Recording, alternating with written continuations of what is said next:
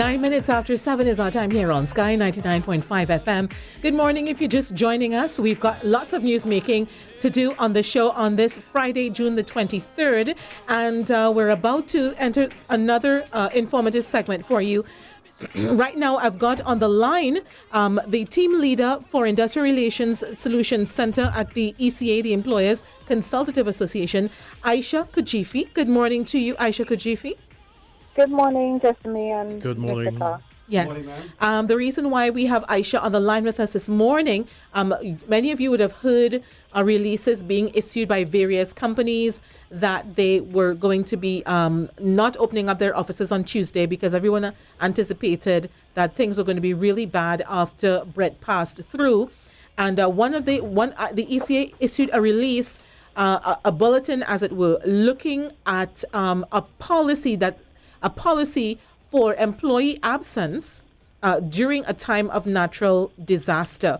And that's why we're speaking with Aisha Kujifi this morning, because some people would be saying, well, if nothing, if you need to have something in place to deal with this kind of development. Not so, Aisha? Yes, employers in Trinidad and Tobago would have been contacting our call center to find out how to treat with staff absences during periods of natural disaster, like we had with Tropical Storm Bret. Yes. What the bulletin does is it tells employers you really should not be waiting for a natural disaster.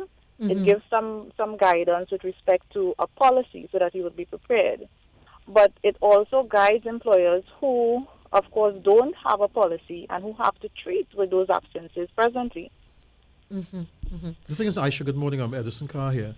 I was wondering, because I was looking at the aftermath of Bret, a lot of people stayed home because they simply assumed that because of the disaster in another part of the country, and a lot of people were not going to work there, that they themselves felt I suppose justified that I don't have to go to work as such, because a lot of the devastation was in the south, but a lot of people in the north, it was just damp and wet and so on, but they themselves stayed home. So could any action be taken against people like that who simply assume that because there's a kind of disaster that they can take a day off or 2 days off and so on? You see, the responsibility in situations like these is on the employer to communicate with your staff. It is reasonable to expect that employees would be wondering if they should come to work. Yes. The employees would be wondering what is happening at the workplace. So even if at my home it's safe and my family and I are safe, people may be wondering what's happening at the workplace. So it really is on the employer to ensure that you communicate with your staff to let them know that it is either business as usual and you have to report for duty, or for those persons who may be affected, whether you will be granted time off to take care of your homes and so on. Yes, let's look at those workers who would have had the worst come to worst, Aisha. They obviously cannot go to work. How does that affect them, and what is the best and most humane thing to do? Because you only have so much sick leave. You only have so much casual leave. You only have so much vacation leave. And suppose you have none of these things inside. How is this going to affect you? I mean, you're going to be penalized for a disaster that happened to you. Yeah? Well, that's the most important thing. In cases of, legitimate disaster areas where persons, can't come to work because of the home is flooded, the roads are impassable, employers should not penalize employees, so that usually, if you're absent over a prolonged period of time with a pattern, employers could and have, they have the right to take disciplinary action for absenteeism. But these absences, with respect to natural disasters, should not be factored in for any sort of disciplinary action. Good morning, Ms. Aisha. I'm sorry, I thought you finished. Go ahead. No, okay. I heard an employer, a business owner, private sector, he was saying that employers should pay employees in a situation where natural disaster occur and they're unable to come to the workplace. Is that incorporated in the modus operandi of, let's say, in the government service, the public service, and other enterprises? Is that mandatory, or is that going to be built in this policy as you advocating? That's the thing. It's not mandatory for private sector firms.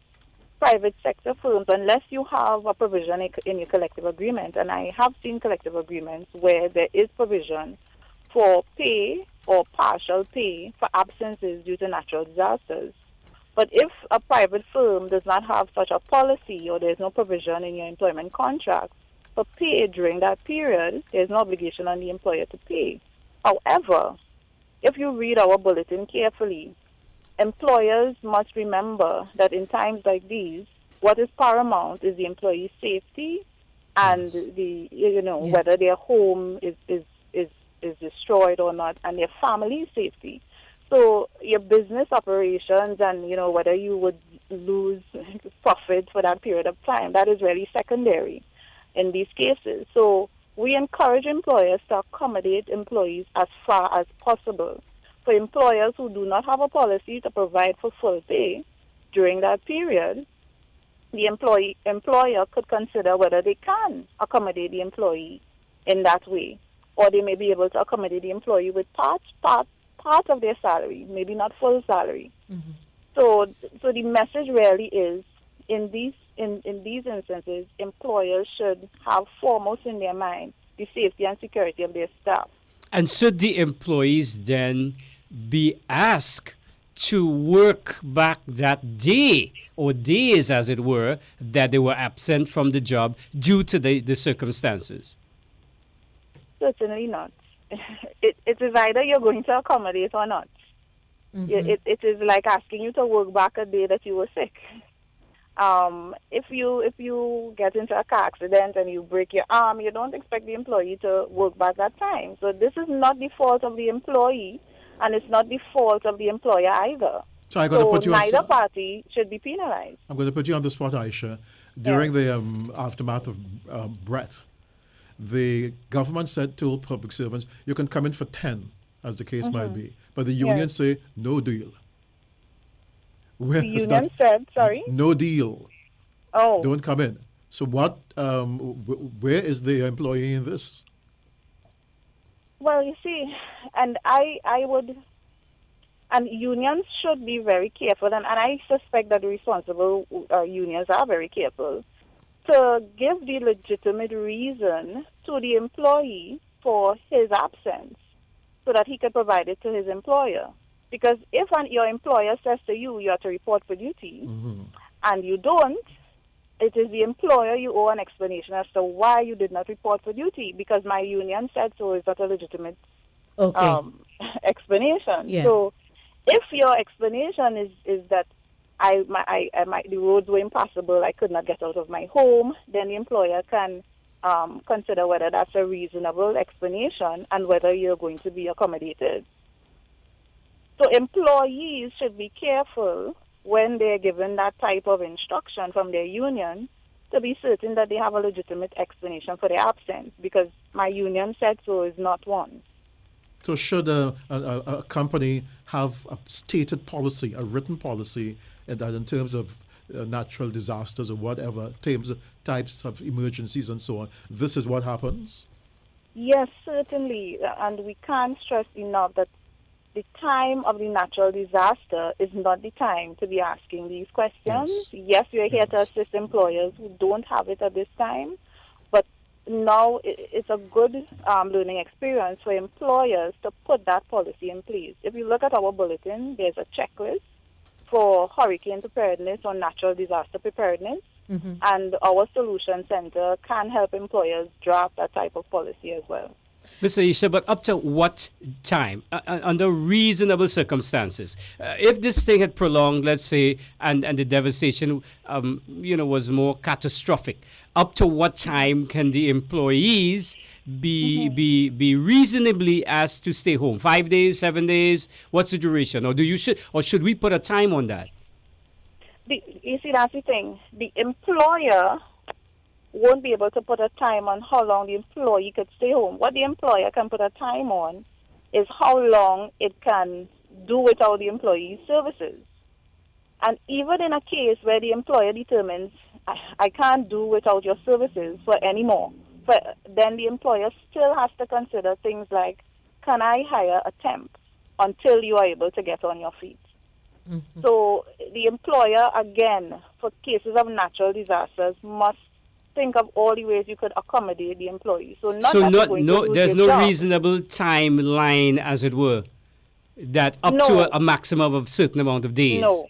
No. Okay. But again, if you have a policy, mm-hmm. your policy could indicate up to how much time you will be given, let's say, pay or partial pay. Okay. Mm-hmm. Yeah? Yes. Okay. Now, Aisha Kujifi, I have a text message here. This person is saying, this is the beginning of the storm season, Mm-hmm. and I mean, we escaped with Bret.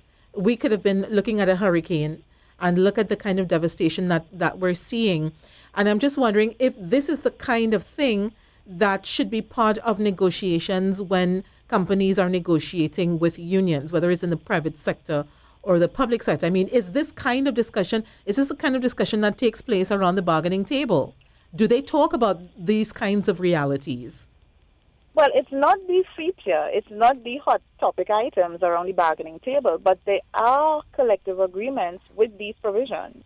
So there are collective agreements that provide for full pay or partial pay to employees who cannot report for duty in legitimate cases of, their home being damaged. But it should find its way, up the table in terms of the heavy weather items around the negotiating table. Because that takes the guesswork out of it for the employer and for the employees. The employees would know exactly what they're entitled to during this period. So a proactive and progressive union would definitely want to have this kind of discussion with an employer.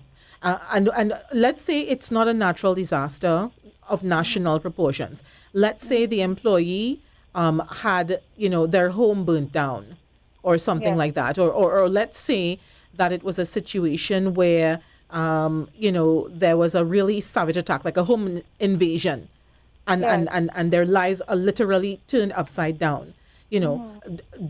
Do agreements go into that level of detail or and that kind of thing? Because it's going to take a while. If you have those kinds of things happen, it's going to take a while for you to get back on your feet. Yeah, so most employers, if they don't have it in their policy, they have provision for personal time off to treat with that type of thing. Mm-hmm. It's usually at the discretion of the employer.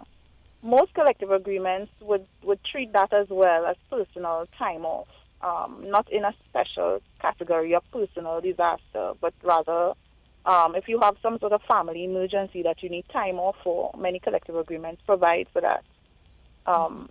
So it is there. It is there in the policies and it's there in the collective agreements. Would compensation for going beyond the call of duty, Aisha, will that be at the discretion of the employer, as the case might be? You have these disasters and you have one or two workers going beyond the call of duty and so on. Should there be the kind of stated compensation, or is it left up to the discretion of the employer saying, well, you did extra work and so on, so I'm going to give you this kind of payment? Well, it's interesting that you ask that question. Extra work in our labor laws is covered in our Minimum Wages Act, and the Industrial Court has also talked about payment for extra work. And the employer really does not have a choice. If an employee does work that could be considered extra, he must be compensated for it. But is it the discretion of the employer how much he or she would decide to compensate the worker? Is it? If that employee is considered a minimum wage employee, that means that he's earning $22.50 or less per hour. It's not up to the discretion of the employer. There is a schedule of premium rates that the employer must pay for work over normal hours, so persons who fall within that minimum wage threshold. So $22.50 is actually 1.5 times our current minimum wage. And once your employee earns that or less, you have to pay no less than the formula as it appears in our minimum wages order. But for employees who are above that threshold, whose salary is higher than that, it is up to the discretion of the employer, yes, but the employer must remember that that rate must be premium. It must be more than the regular rate. As you make that point, I'm just thinking about the workers from the various utilities who have been working round the clock to restore things like proper water supply and proper electricity and so on and so forth. I mean, what I'm just thinking of the overtime bill, Yes. that is probably racking up during a time of disaster like this, and where you have recovery efforts that are critical to getting back to business as usual. Well, employees at those utilities, they would be not accustomed to the natural disaster, but accustomed to working around the clock to restoring in emergency supply. scenarios. Yeah. Yes. So their collective agreements are pretty clear with respect to what those employees will be entitled to when they work around the clock like that. All right. Is there any other information that you want to send out to employers out there, Aisha, with regard to this policy design? Is there a sort of I don't want to, for want of a better word, template, a cookie cutter template that employers could get from you folks at the ECA to help guide them? Yes, you can contact our solution center at 675-5873. We could provide you with all you need for your policy. We just want to remind employers, and we understand particularly for small employers, whose business is their blood, sweat, and tears. It may be difficult to realize that in times like these, what is most important is not your business and profits and so on, but whether the employees are safe, whether their lives are intact, their families' lives are intact. And to keep that foremost in your mind when you are setting a policy and making provisions during times of natural disaster. Okay, Aisha Kujifi, we're going to leave it there for now, but we do appreciate you giving us some time this morning. And, I'm